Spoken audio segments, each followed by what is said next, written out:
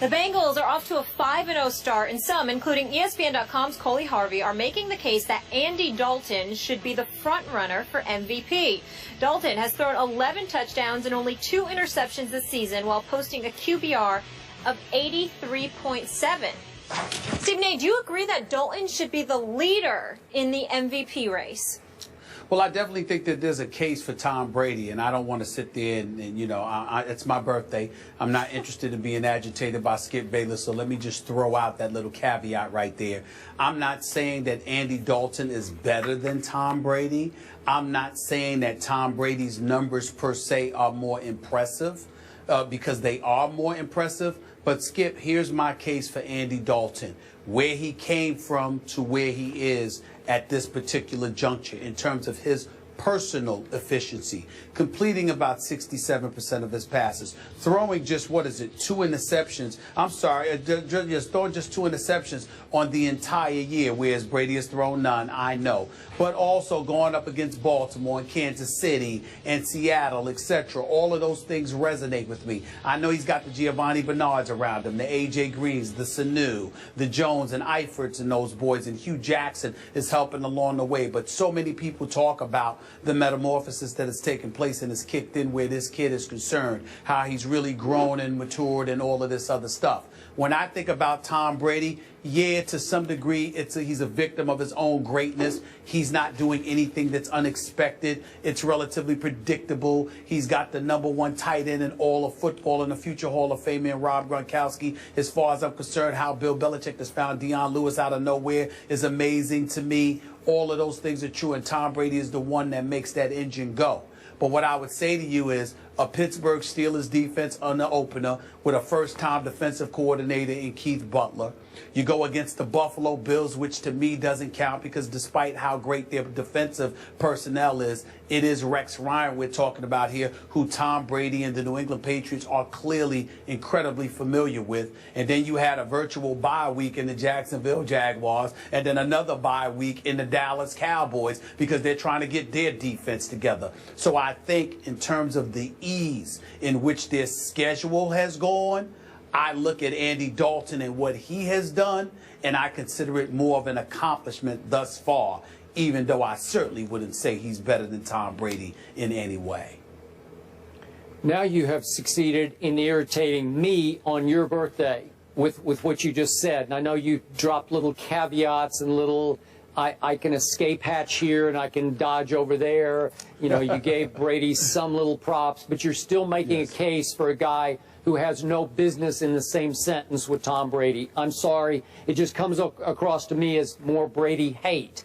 And I know what you're saying, that there's the old syndrome that operates. The great coaches are never in the running for Coach of the Year because everybody expects them to be a great coach with a great team. And same applies to Tom Brady, great quarterback. So he's too great to even be in the MVP conversation, even though he has 11 touchdowns to 0 interceptions to Andy Dalton's 11 to 2.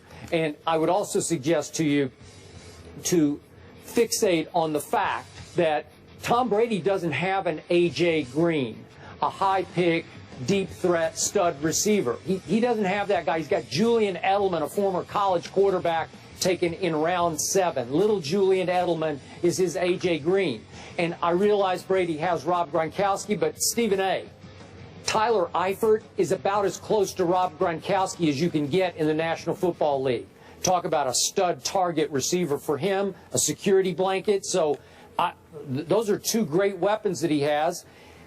So I think it's a pretty level playing field, if not tilted a little bit toward Andy Dalton, because he has a few more weapons, I think, than even Tom Brady has. So I admire, I respect, I'm in awe of what Andy Dalton has accomplished so far, but I don't think he's been better than Tom Brady. I think that's just laughable to me.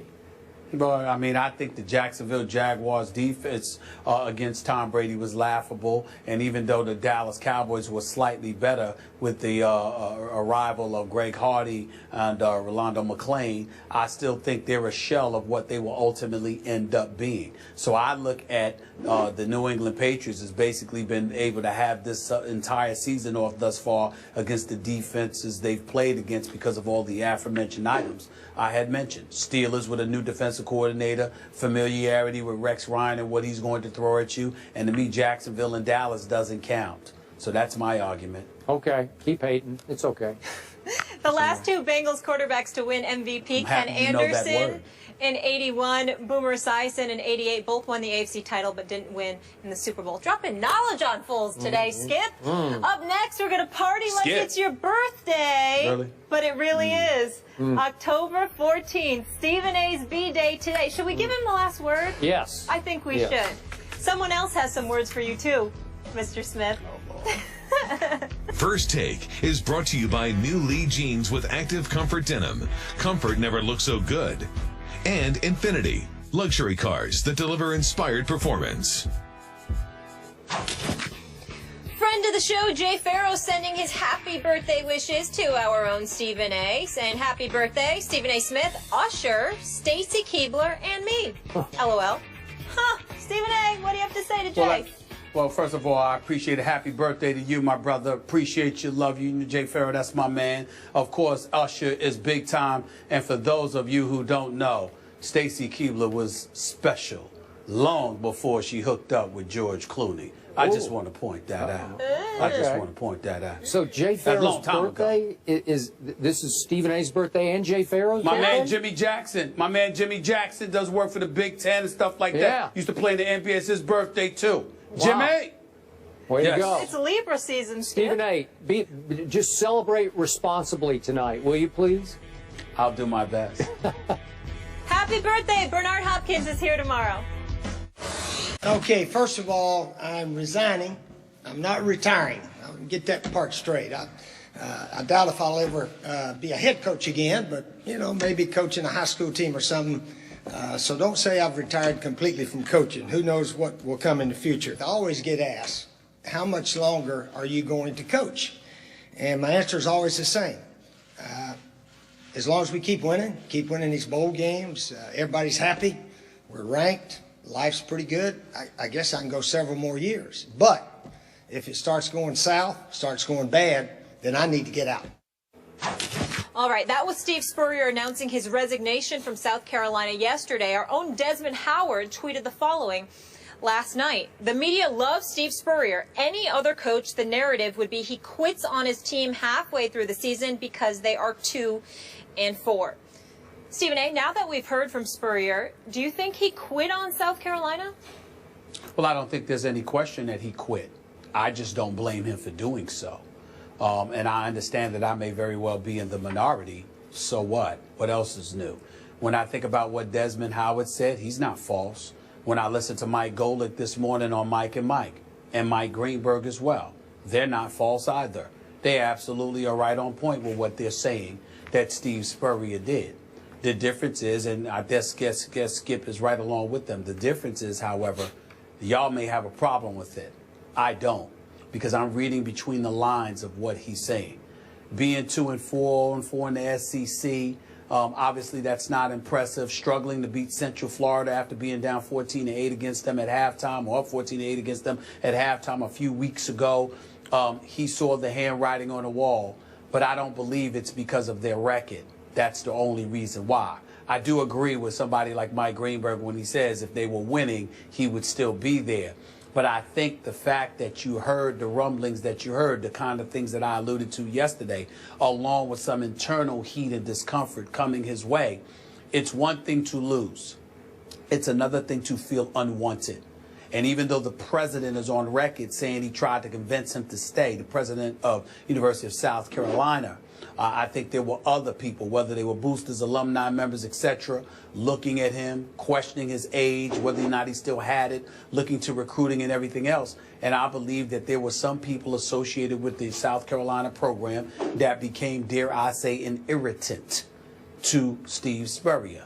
He's 70 years of age. won a national championship, one at Florida, one at South Carolina. They had one double-digit winning season in his career before, in the school's career, in his history rather, before he arrived. He had 3 consecutive 11-2 seasons. A couple of years ago, they was ranked as high as 4th in the nation. And all of that seemed to have been forgotten in his eyes, which was something that he alluded to, although Skip is pointing to a particular writer from Atlanta, and where the article was published in South Carolina. I got the impression from speaking to Steve Spurrier on the air as well as off the air that it was far more than that. Even to him talking about possibly writing a book so he could clarify some of the things that was said about him, a la Nick Saban. So I think all of those things came into effect. And basically a 70-year-old coach who had accomplished more than most in the sport of college football is saying this university of all people are trying to walk around like they don't appreciate me. The hell with them. I don't need them. I'm out. And I think all of us at some point in our careers wish we could say that to an employer. He did it. I don't mind. I'm right where I was 24 hours ago. I told you I believed that Steve Spurrier was not finished coaching football on some level, and he indicated as much again yesterday, not only in the media conference, but to our Reese Davis. And I believe he wants to coach again somewhere else. I don't think he would turn down a top college job, although it's probably a long shot one would be offered to him. But I'll also stand by this, Stephen A. If, in fact, Steve Spurrier simply walked away with no provocation, no reason, he wasn't incited to leave by any internal event we're not aware of. If that happened, if he just saw the handwriting on the locker room wall and said, you know what, we got no shot, and walked out the door, the back door, I don't love it. And I love Steve, but I don't love that. If you just for no other reason than you just sort of gave up on this season and you left the kids you recruited and the assistants you hired to clean up the rest of the mess or suffer ride out the storm the rest of the season, I don't love it. I must admit, I'm right there with all the other critics, and Desmond Howard is right. I just believe, and I don't have any inside information, something happened. It was either the president or the AD or a group of boosters. There was some groundswell, some pressure being exerted to get Steve Spurrier out of there sooner than later. And when he was made aware of it, he said, okay, I'll do you one better. I'll leave right now, and you can go onward and upward without me. But that doesn't mean that he doesn't want to coach anymore, even throughout the NFL is a possibility. Right where you went just now is exactly what I'm trying to say. That is exactly my point. The swirls around him, pushing him out. He said, I don't need this. Who are you? If it were Alabama, if it were Florida, if it were even Notre Dame to a lesser degree, or USC, maybe. But you're South Carolina. Yep. Who do you think you are to act this way towards me? Yep. You didn't have a program until I arrived. So I do understand it. Desmond Howard is absolutely right. But what I think Desmond Howard is not fully appreciating is that this is Steve Spurrier. It ain't too many of those. No. The Nick Sabans, the Les Miles of the world, and people like that. Sure. But it ain't too many Steve Spurriers. So he's right in theory, theoretically. Yeah. But at the end of the day, when you got that kind of cachet, you ain't got to put up with that kind of noise. You ain't got to put up with it one bit. Yep. And I do hope that we hear from Coach Spurrier again, coaching on some level somewhere that will make him happier. Yep, and we will continue to track his career and South Carolina football, who's facing your Vanderbilt Commodores. That's not good for my Commodores. Okay. Moving on, it's been very good for the Bengals. The last time they got off to a 5-0 start, they went to the Super Bowl. So should Andy Dalton be the front runner for the MVP? That's the combo coming up.